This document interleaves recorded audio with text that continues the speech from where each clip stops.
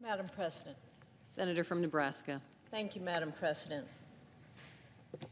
When it comes to the economy, we hear a lot about numbers, the inflation rate, how much more groceries cost, or how many businesses are struggling to find employees.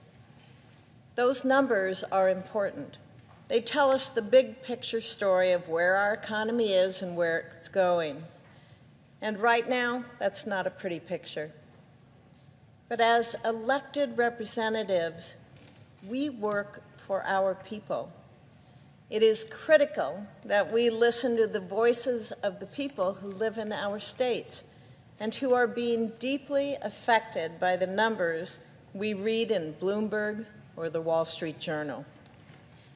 In a speech he made last week, President Biden promised that his economic policy is helping across the board, quote, in rural America, the heartland, all across America, end quote. He claimed that Bidenomics is the silver bullet for financial struggles among middle-class Americans around the country.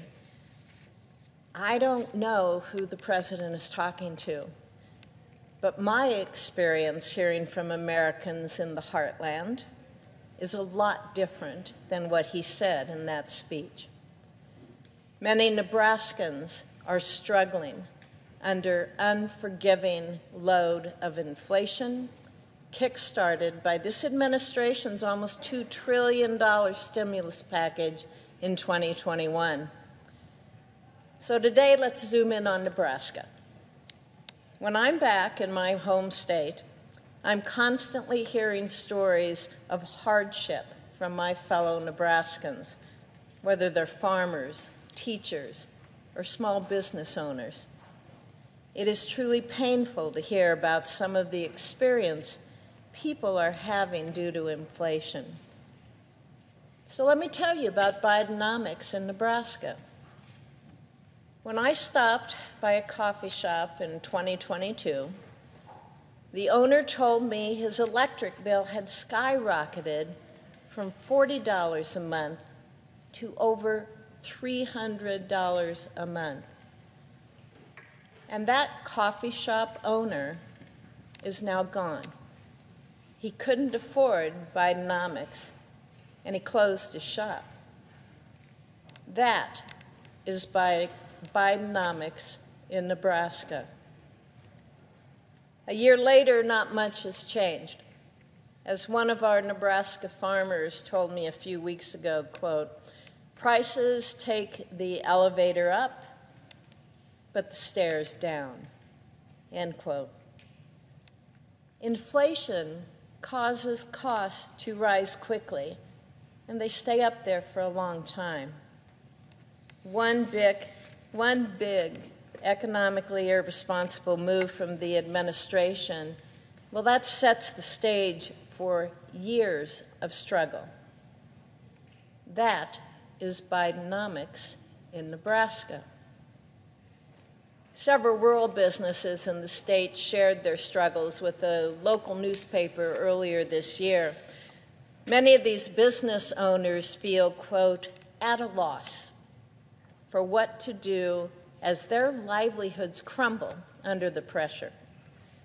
A honey farmer shared that consistently rising prices squeeze his family into a difficult position when doing things as simple as putting their honey in jars. Sometimes they could only afford to get the container. Sometimes they could only afford to get the lids, but not both. He said, quote, we're kind of forgotten about way out here, end quote. That is Bidenomics in Nebraska. That doesn't line up with the president's boasts of an economy that works for middle-class Americans in the heartland. Instead, while the Biden administration chatters on about its support for the middle class, thousands of people in that category are pulling out all the stops to pay their necessary expenses. The Salvation Army of Lincoln, Nebraska, reported a couple months ago that it has seen a 50% increase in service requests in just a year. People are going to charities to get help, paying rent and utilities as the economy suffers. A Salvation Army officer said, quote, "For people who are on medical equipment, having their electricity on is a very important aspect," end quote.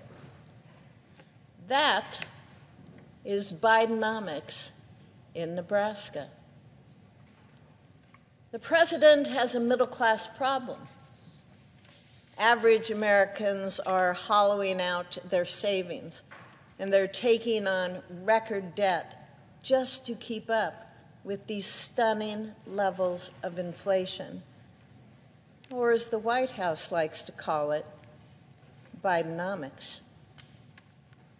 The president said last week, quote, "Bidenomics is just another way of saying restoring the American dream," end quote. Wrong. Since when does the American dream include taking a second job just to be able to afford rent, or having to choose between containers and lids for honey jars, or racking your brain for ways to catch up on an electricity bill that will not stop rising? The president should step off the podium. He should stop delivering empty promises. And he should actually get down to business, fixing the bloated economy that he has created. Nebraskans are not listening to the administration's inflated claims about helping the middle class, but they are listening to the mortgage increases and to their dwindling savings accounts. Americans know what Bidenomics look like, and it looks like failed leadership. Thank you, Madam President. I yield the floor.